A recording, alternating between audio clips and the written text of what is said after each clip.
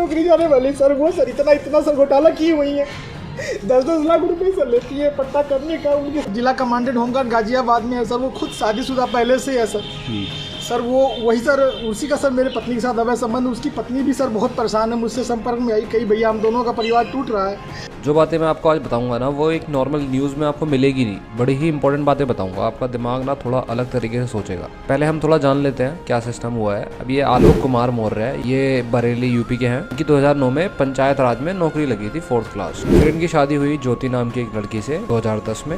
ज्योति जी ने जाहिर करी होगी अपनी मर्जी के हमें पढ़ाई करनी है, तो इन्होंने कब बोला कि ठीक है फिर इलाहाबाद चलते हैं। ये जो बातें बता रहा हूँ मैं, ये आलोक मौर्य के वर्ड्स हैं। 2010 में ज्योति मौर्य के साथ मेरी शादी हुई सर। मैं सर पंचायत राज विभाग में सर 2009 में सेलेक्ट हुआ प्रतापगढ़ में सर, वहीं पे नौकरी कर रहा हूँ सर। और 2010 में इनसे 19 नवंबर को मेरी शादी हुई और सर उसके बाद हमारे संबंध बहुत अच्छे रही। इन्होंने कहा मुझे पढ़ना है सर, मैं इनको पढ़ाने के लिए मैं इलाहाबाद लेके आया। और इलाहाबाद में सर द काउंसिल कोचिंग है, वहाँ पे इलाहाबाद की सबसे अच्छी कोचिंग थी। मैंने वहाँ पे किसी तरह सर पिताजी के सहयोग से, भाइयों के सहयोग से, और यहाँ तक कि मैंने अपने DPRO साहब के सहयोग से पैसा उधार लेके इनको कोचिंग कराया।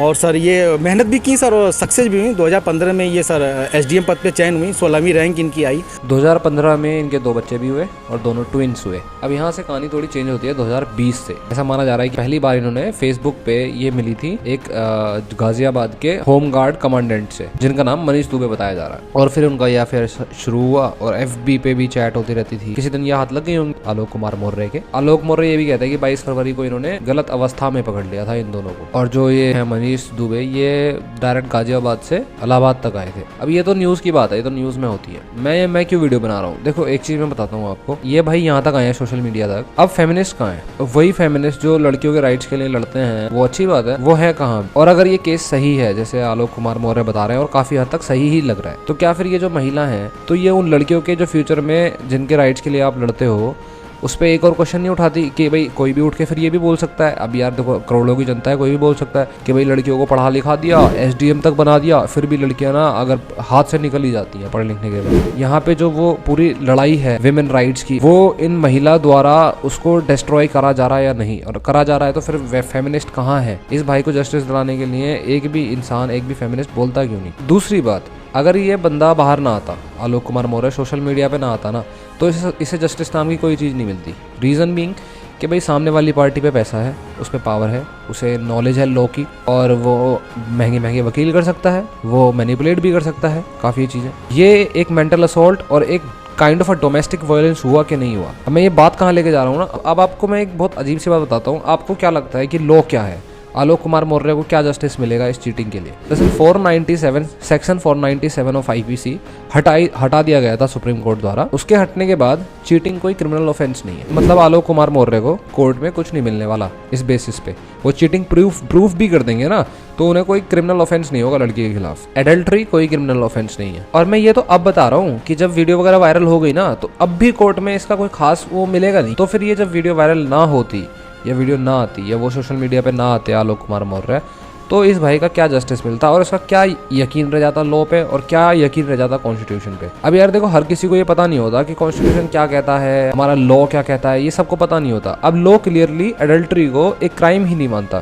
सामने वाले बंदे को क्या लगेगा कि भाई मेरे को साथ तो जस्टिस हो ही नहीं रहा, वो SDM है, वो GM है, तो हमारे साथ तो कोई जस्टिस हुआ नहीं। अब जब ये लॉ रिमूव हो गया ना, तो कोर्ट में कई बार इस बात पे सजा दी गई है कि क्रूएल्टी अगेंस्ट वाइफ। इस बात पे ध्यान देना, क्रूएल्टी अगेंस्ट वाइफ। लेकिन क्रूएल्टी अगेंस्ट हस्बैंड का कोई रूल नहीं है, कोई लॉ नहीं है। मतलब जब वो सेक्शन हट गया ना, तो अगर हस्बैंड भी चीटिंग कर रहा है तो वो भी क्रिमिनल ऑफेंस नहीं है। लेकिन क्रूएल्टी अगेंस्ट वाइफ प्रूफ हो सकता है अगर वकील अच्छे से प्रेजेंट कर दे तो, लेकिन हस्बैंड के खिलाफ कोई क्रूएल्टी का प्रोग्राम नहीं है। तो यहाँ पे अगर आलोक मौर्य प्रूफ भी कर देना कि उनके साथ गलत हुआ है, एडल्ट्री हुई है, तब भी उन्हें डाइवोर्स के अलावा कुछ नहीं मिलने वाला, सिर्फ डाइवोर्स मिलेगा। डाइवोर्स तो वो चाहती हैं, जो आगे वाली महिला है वो यही तो कह रही है कि डाइवोर्स दो मुझे। और उन्होंने तो अभी इल्जाम भी लगा दिया आलोक कुमार पे, तो आलोक कुमार को जस्टिस तो मिलेगा नहीं, ऊपर से इल्जाम लग गए कि डाउरी मांग रहा है मेरे से 50 लाख 20 लाख जो भी टर्म आई थी। अगर डाउरी का कोई केस होता रियलिटी में, तो 2010 में शादी हुई, 2015 में आपका सिलेक्शन हुआ था। सिलेक्शन में ऐसा तो हो नहीं सकता कि आप इलाहाबाद जा रहे हो तो आपके पति के मर्जी के बिना आप चले जाओगे, और उसके बाद में आपका सिलेक्शन भी हो जाएगा, फिर 2 बच्चे भी हो जाएंगे जो ट्विंस हैं, और फिर आपको 10 साल बाद 12 साल बाद 13 साल बाद याद आ रहा है कि भाई डाउरी भी तो मांगा था, तो डाउरी का केस लगा दो इस पे। मतलब जो कमजोर है, गरीब है, उसे कैसे ना कैसे करके दबा लो। इन्हीं आलोक मौर्य ने कुछ और भी प्रूफ दिखाए हैं, जिसमें इन्होंने कुछ पेजेस दिखाए हैं डायरी के या रजिस्टर के, जिसमें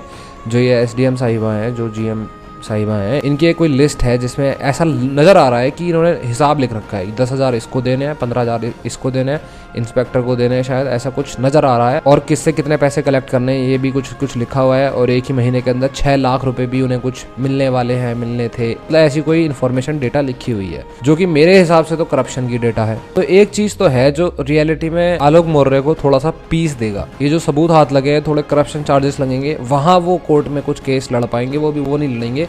जो करप्शन के चार्जेस फाइल करे जाएंगे वो पर्टिकुलर ऑर्गेनाइजेशंस करेंगी, गवर्नमेंट ऑर्गेनाइजेशंस वो लड़ेंगी, वहाँ उन्हें थोड़ा पीस मिल सकता है अगर प्रूव हो गए चार्जेस कुछ तो। उसके अलावा जो सबसे बड़ा पीस है ना, वो आलोक कुमार मौर्य का सिर्फ यही है कि वो सोशल मीडिया पे आए और दुनिया को उन्होंने बात बताई, तो उनके मन में यही सिर्फ शांति पड़ सकती है। हमारा लॉ उनके साथ जस्टिस करने में टोटली पूरी तरीके से ना, जितना वो बंदा हर्ट हुआ है उतना उसका जस्टिस मिलना मेरे हिसाब से तो खैर इतना पॉसिबल नहीं हो पाएगा। जो मैं फाइनली कहना चाहता हूँ इस सब कंक्लूजन से कि विमेन सेफ्टी एक बहुत ही बेहतरीन चीज़ है, लेकिन विमेन सेफ्टी की कुछ चीज़ें ना, एक तो फेक फेमिनिज्म की वजह से, और कुछ हमारा लॉ भी थोड़ा सा ना कहीं असफल हो रहा है इस चीज़ को प्रोटेक्ट करने में। जो आदमी है उसकी हैरेसमेंट हो रही है।